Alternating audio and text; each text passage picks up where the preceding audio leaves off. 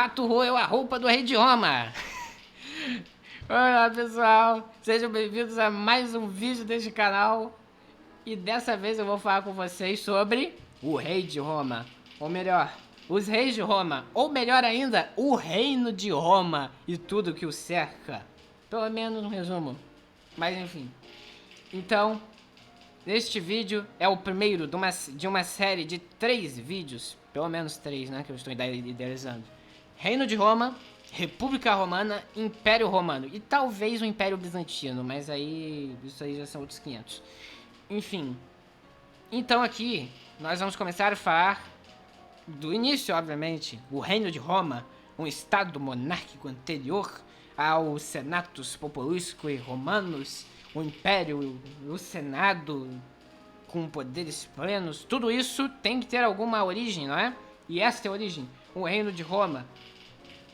Embora não haja tantas informações. Então, só para deixar um pouco claro para vocês o que é essa imagem aí, é o mapa, não é?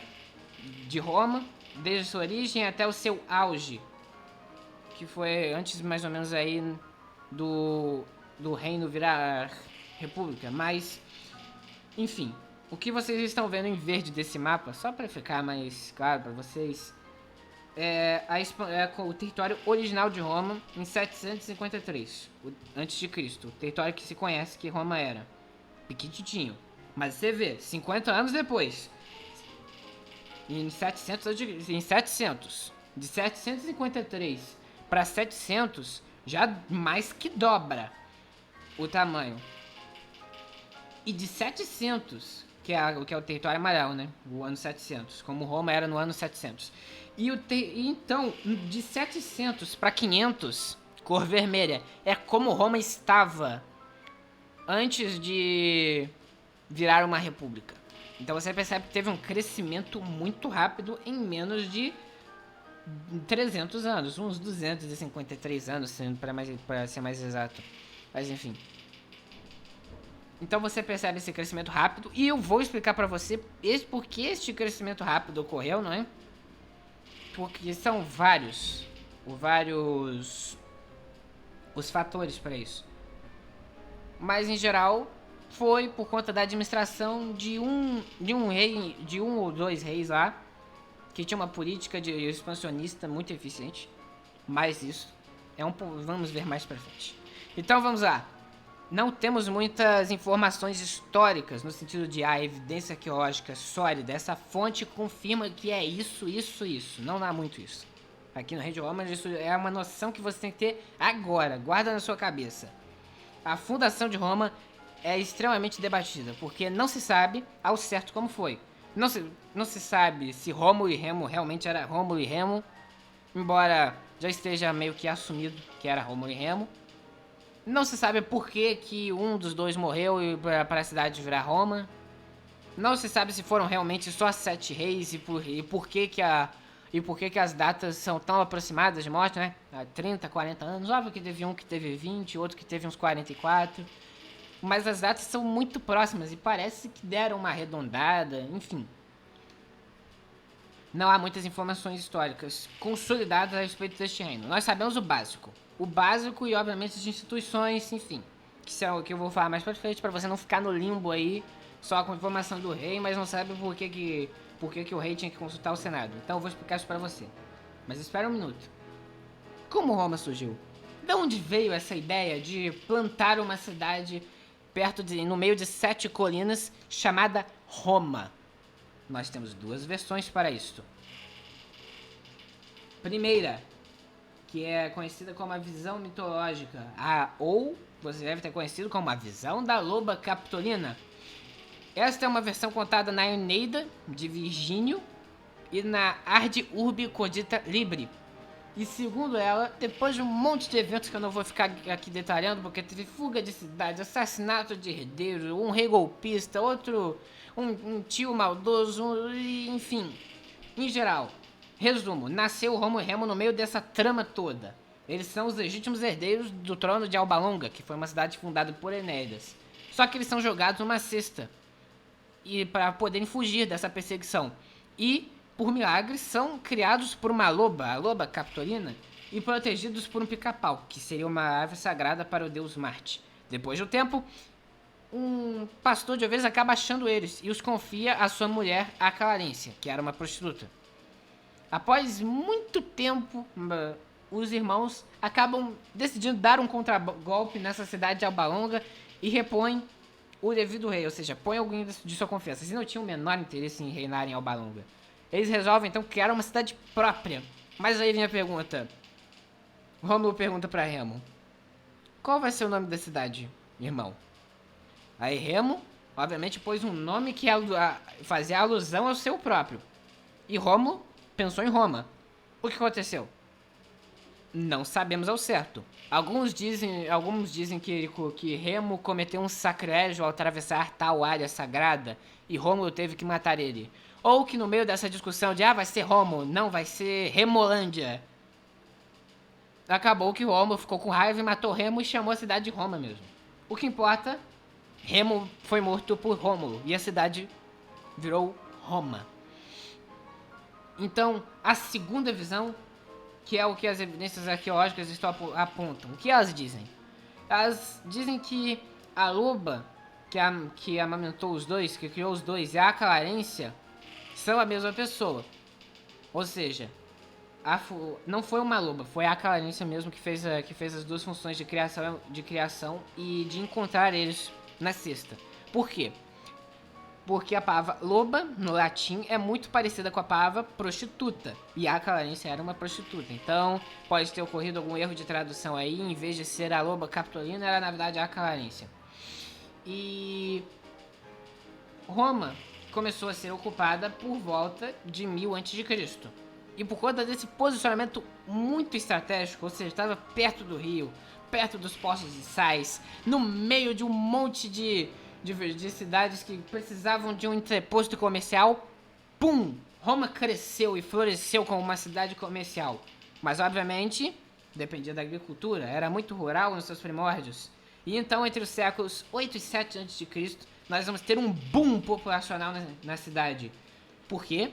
Porque no final do século 7 a.C., nós podemos encontrar vários indícios que datam desta época de urbanização, ou seja, restos mortais adornados, vasos, construções. Você vê muito mais desse tipo de construção humana, desses vestígios humanos que datam a partir do século 7 e 8 a.C.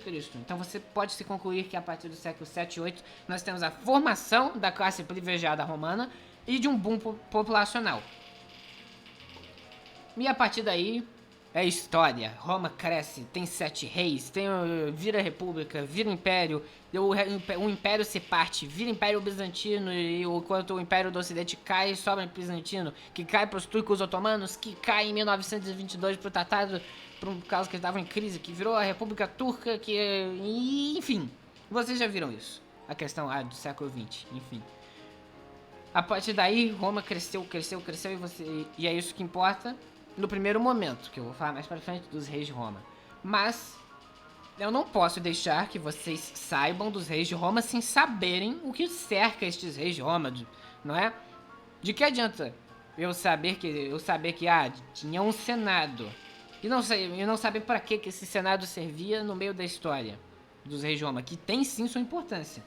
Apesar do rei mandar muito, de ser um absolutista, antes do termo absolutista ser cunhado, nós temos o Senado, e a figura do Senado é extremamente importante. Embora não tenha poder e tivesse influência, tinha sua importância. Então, nós vamos começar do início, falando das características sociais de Roma. Então, o conceito que você tem que ter para entender a sociedade romana, principalmente, gens, ou gentes, é o associamento parental que constituía essa sociedade. Então pensa, sociedade romana, gens. Sociedade romana, gens. Sociedade romana, gens. Gens, associamento parental. Associamento parental, gens. Gentes, associamento parental. Entende? Famílias. Esse ajuntamento familiar, a gens, era liderado pelo pater familias, o pai de família, que tinha um poder máximo. Enquanto Roma tinha um rei absolutista, a família romana tinha o pater familias, que tinha um poder máximo. E, não, e quando eu digo máximo, é máximo mesmo, no sentido que ele podia matar e vender como escravos quaisquer integrantes da sua família. Ah, tipo, ele acordou mal-humorado aí. Ah, eu vou vender meu filho como escravo. Pode. Segundo a legislação romana, e podia sim. O pater familias tinha um poder absoluto dentro do seu reduto familiar, permitindo que ele pudesse matar qualquer um dos seus membros e vender como escravos, sem qualquer represálias. E essa gens tinha que estar inserida em uma destas classes. Primeira, e a mais importante, patrícios. Você sempre aparece isso, né? É um termo muito conhecido. Ah, um patrício. Esse cara é um patrício. Oh, o patrício tal, enfim. O que você tem que pensar aqui? Patrício é o que?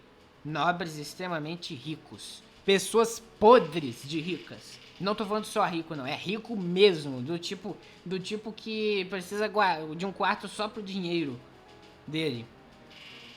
Ou seja, pessoas muito ricas mesmo. Que vão virar patrícios.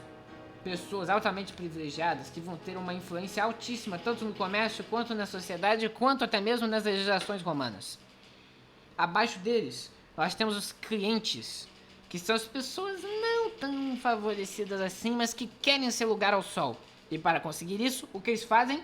Se associam aos patrícios, ou seja, fornecem seus serviços aos patrícios em troca de proteção, benefícios, vantagens, etc. Então pense, patrício, rico, cliente, vassalo do patrício. E abaixo do cliente nós temos os plebeus, que são os pobres mesmo. Plebeus é um termo já mais conhecido, né? Que todo mundo pensa, ah, esse cara é um plebeu. Ou a sociedade daquela época tinha muitos plebeus. Enfim, é um termo muito conhecido, que você já sabe, né? Pessoa pobre, sem qualquer direito. E no caso, não podia casar com patrício na sociedade romana. Ou seja, plebeu não casa com patrício. Rico não casa, em hipótese alguma, com pessoas ricas na Roma Antiga. E por fim, é claro, como não podia deixar de estar numa sociedade da Antiguidade, nós temos os escravos, que eram os presos de guerra, pessoas com dívidas altas, que precisavam trabalhar em regime de escravidão para poder pagar elas, e os filhos vendidos pelos próprios pais para escravidão. Lembra? O pater familias, poder absoluto. O que ele fazia? Podia matar qualquer um na sua família e vender como escravo. E uma pequena observação aqui. Na sociedade romana nós temos as matronas, que são as mulheres romanas livres, casadas com um romano livre e que é romano, ou seja, cidadão romano livre. Elas tinham o direito de participar mais ativamente da vida pública e podiam ter um nível de instrução mais elevado. Mas então, agora que nós já falamos da sociedade, nós temos que falar de como essa sociedade participa. As instituições sociais que cercam o Estado monárquico romano. E a principal delas é o Senado romano. Pois é, o grande Senado romano. Presente em todas as três fases de Roma, as três principais, é claro, excluindo o Império Bizantino. Ou seja, o reino, a república e o Império Romano. O que esses três têm de comum? Temos um Senado, com funções muito distintas entre si, em cada um dos períodos, mas ainda temos um Senado. E sempre tivemos um Senado em Roma, desde Rômulo, é claro, obviamente que não sempre no sentido mais assim, de dicionário da palavra, no sentido mais objetivo, mas no sentido de que lá desde o começo de Roma você já vai ter 100 senadores. Mas continuando, quais eram as atribuições desse Senado que está sempre presente na história romana? Ele selecionava novos reis. Na questão do reino de Roma, o Senado romano precisava selecionar reis. Quando ocorria um interregno, ou seja, o rei morreu. O que acontece? Declara interregno, período de transição. Entenda, interregno igual a transição. Interregno, transição. Interregno, transição. O que acontece aqui? Então estamos na transição, estamos no interregno. Assume o interrei, que é um membro do Senado. O que ele vai fazer? Indicar para o Senado e para o povo um sucessor para o trono. Esse sucessor vai passar por um processo de votação e a partir dessa votação, se for favorável, parabéns, você virou o rei de Roma. Mas nós temos um pequeno porém aqui, a votação era para o Senado e no povo, mas só que o Senado que realmente decidia. O povo era mais para fins de, a gente tem que consultar eles, né, eles vão ficar com raiva que a gente escolheu o rei e eles nem ao menos puderam dar opinião. Obviamente que a gente vai passar por cima deles, provavelmente, mas vamos fingir que a gente ouviu eles e tal, só pra não ter esse problema, que realmente é um problema que vai afetar muito as monarquias absolutistas futuramente. Mas isso é um assunto mais específico para um vídeo só sobre absolutismo monárquico. Voltando, a segunda função desse conselho do Senado era consultoria real. Eles eram os conselheiros do rei, ou seja, com o passar do tempo, o Senado ficou muito influente, mas não poderoso. Vocês têm que ter isso em mente. O Senado, com toda essa influência, junto com as Assembleias Populares, conseguiram ter uma participação mais efetiva nas legislações. Ou seja, o rei começou a ceder bastante nessa questão.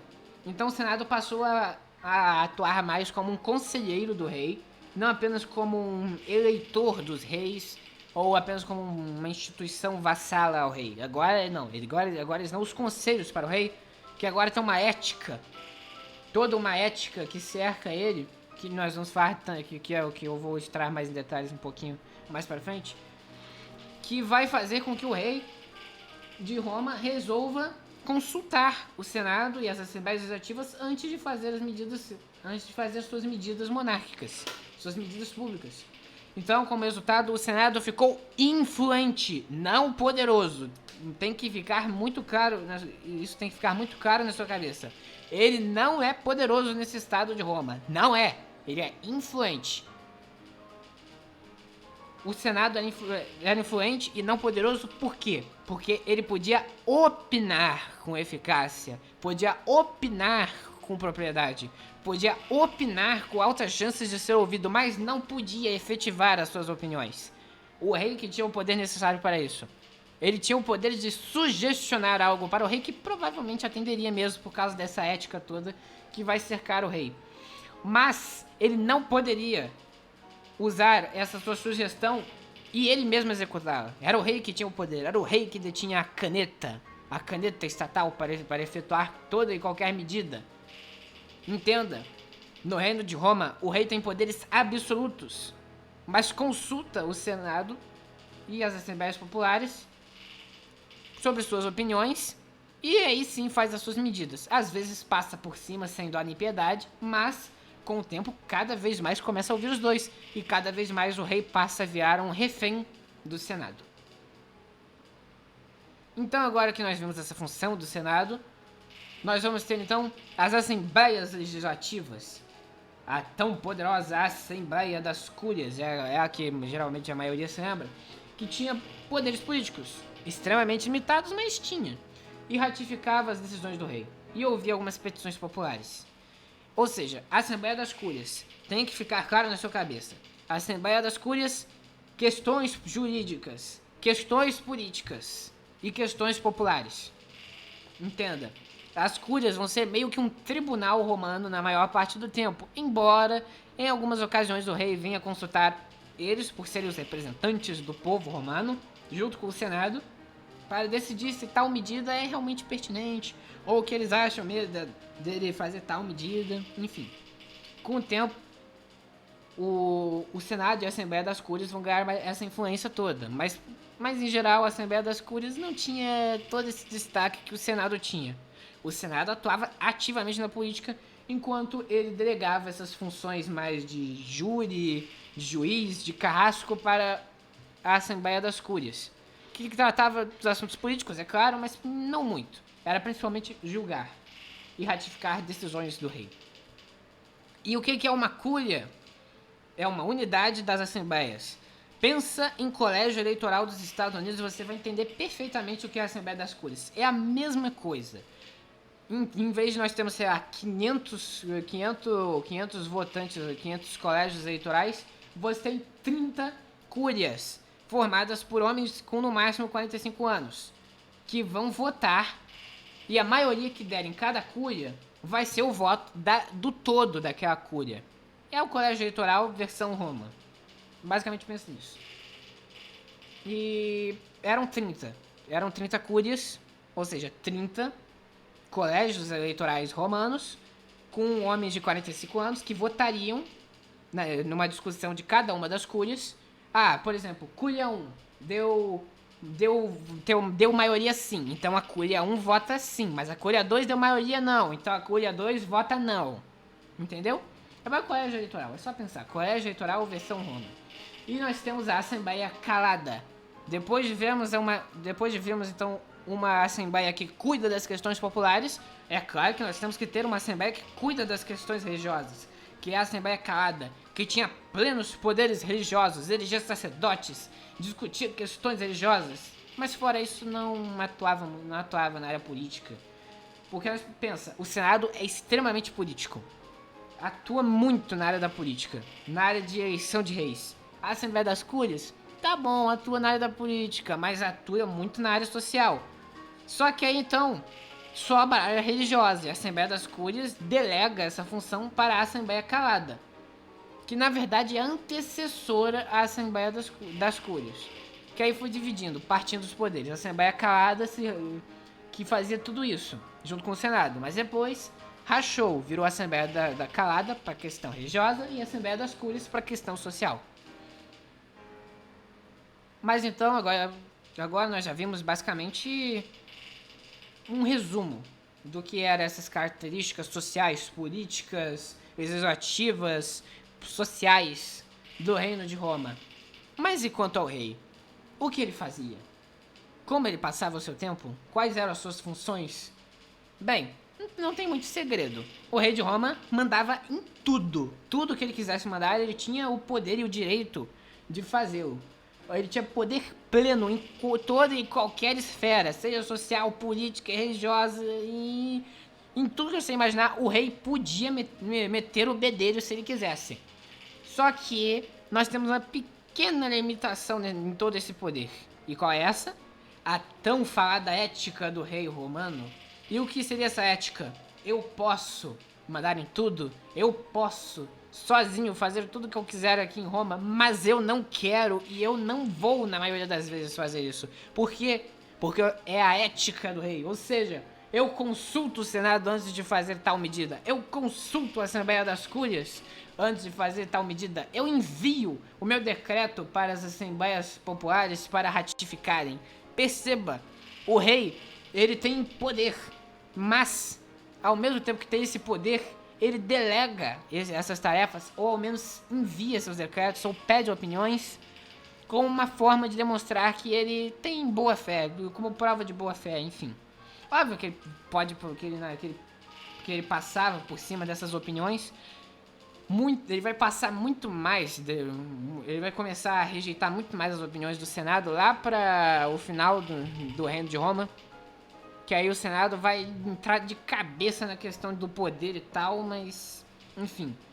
Inicialmente a proposta era que o rei tivesse poderes absolutos, consultasse o Senado para ser ético, né, para ter uma ética, mas ainda assim ele mesmo fizesse esses decretos. Embora pedisse para a Assembleia das Cúrias fazer uma ratificação e delegasse para o Senado a função de escolher o seu sucessor. Mas tudo bem, agora que nós já vimos tudo que tinha para se ver a respeito do contexto deste Reino de Roma, nós vamos ver agora os reis de Roma, que foram pelo menos 7 reis, com tempos variados, que variam de 20 a 30, 40 anos de reinado, com pessoas, com alguns deles morrendo com 80, outros morrendo com 54, outros com 44, enfim. O que importa, foram 7. Ou pelo menos dizem que foram 7, porque não tem evidências arqueológicas da maioria deles, embora os reis de Roma lá pro finzinho, os 3, 4 últimos reis de Roma, você já tem uma evidência arqueológica que comprovam que teve tal rei que fez tal coisa, entende? Embora no final, no episódio que provocou o fim da monarquia, também não tenha muita evidência arqueológica, mas enfim, você entende. Continuando, nós temos 7 deles. Então vamos lá, o primeiro, Rômulo, o fundador de Roma.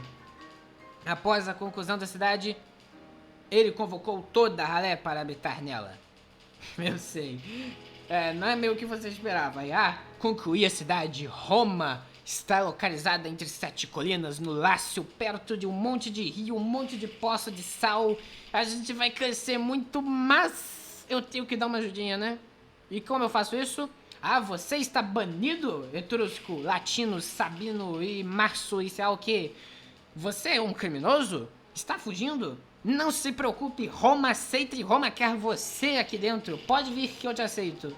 Perceba, nos primeiros 200 anos da República, pelo menos, nós temos essa política de fronteiras abertas mesmo, escancaradas. Não havia portas, não havia porta de entrada.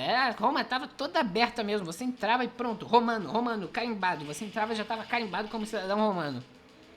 A partir de um tempo depois, quando Roma já tá mais crescidinha, né, mais poderosa, aí nós já vamos ter aquela burocracia para virar cidadão romano, que você pode comprar, ou pode ser de nascimento, enfim.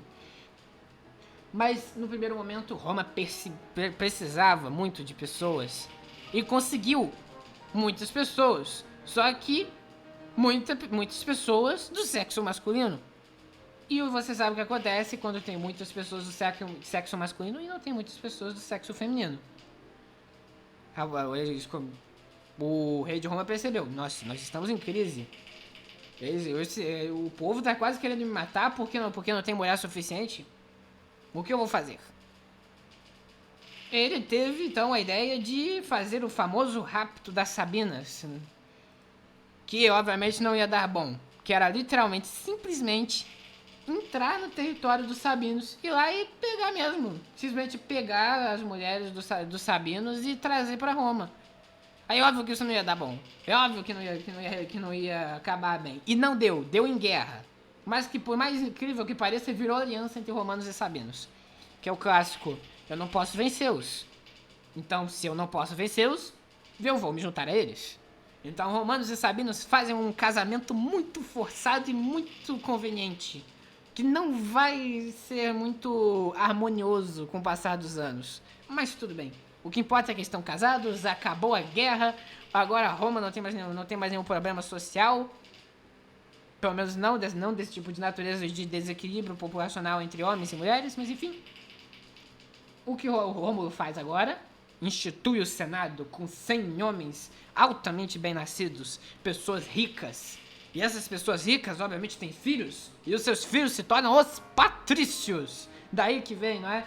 Essa pessoa é uma patricinha, esse aqui é um patrício, e daí que vem isso. Ou seja, uma pessoa nascida em berço de ouro, uma pessoa extremamente rica, filho de um homem rico, entende?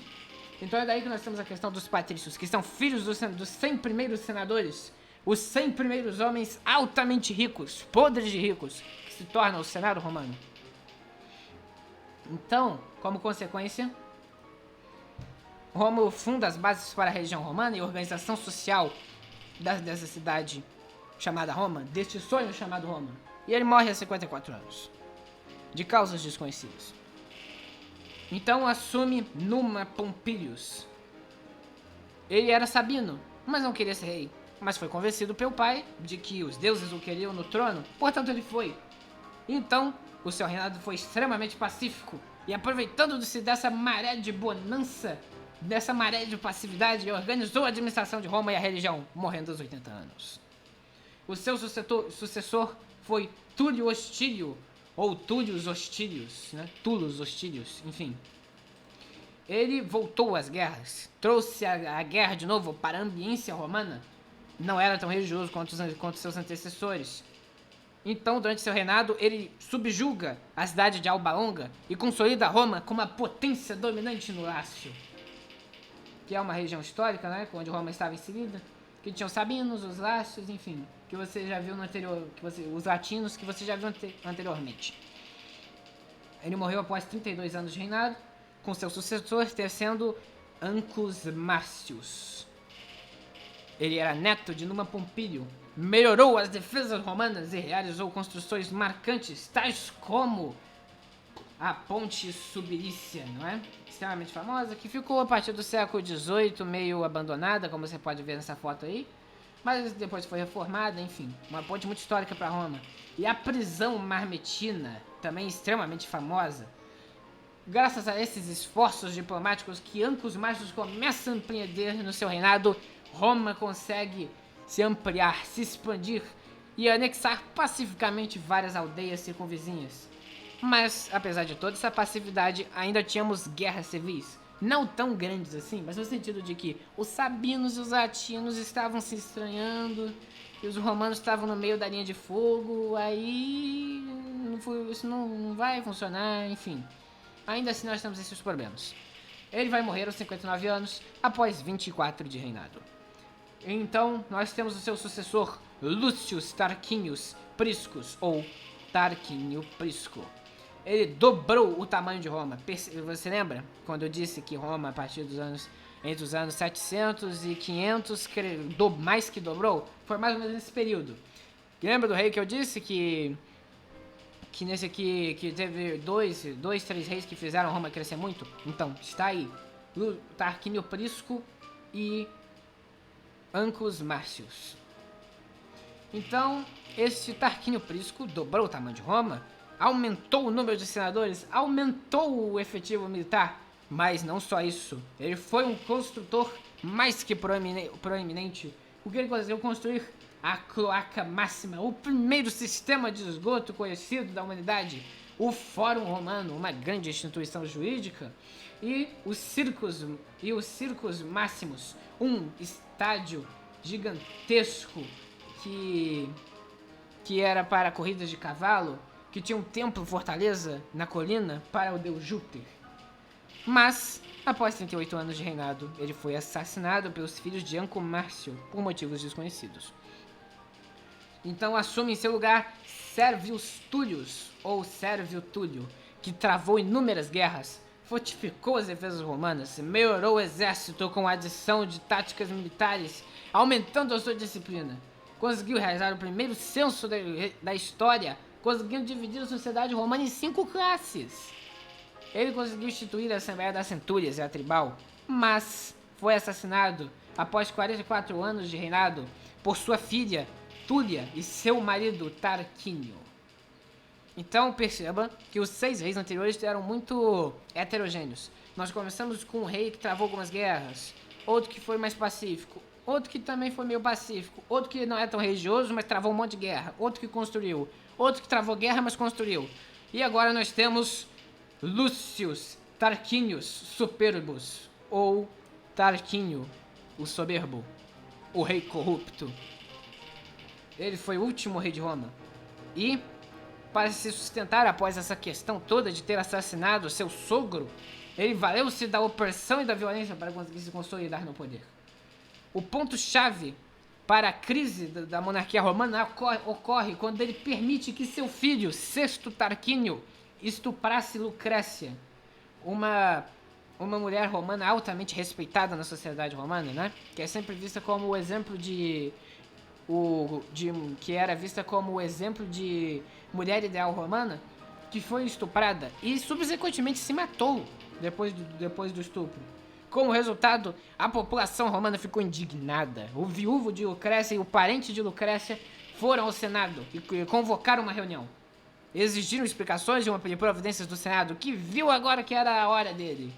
Ele viu que o rei tinha dado a brecha que tanto esperavam, e o que eles fizeram? Expulsaram Tarquínio do trono, que morreu em 495. Houve uma conspiração posterior para restaurar Tarquínio ao trono, mas falhou. Então, como resultado, o Senado pensou, tá bom, a gente derrubou o rei. Pra que instituir outro? Por que a gente não vira o rei? Então, o que nós temos?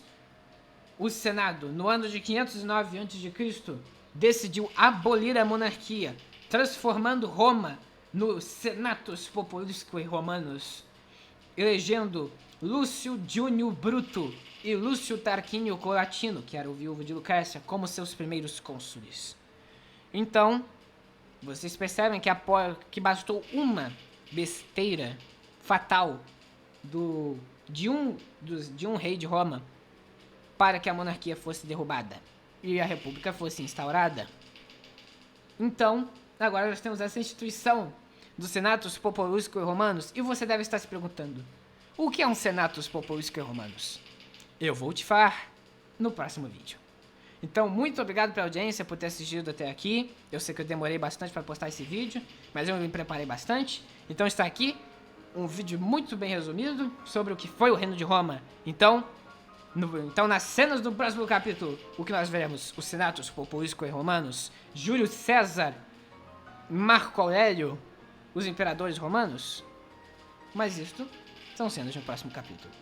Até o próximo vídeo. Obrigado por assistir até aqui. Adeus.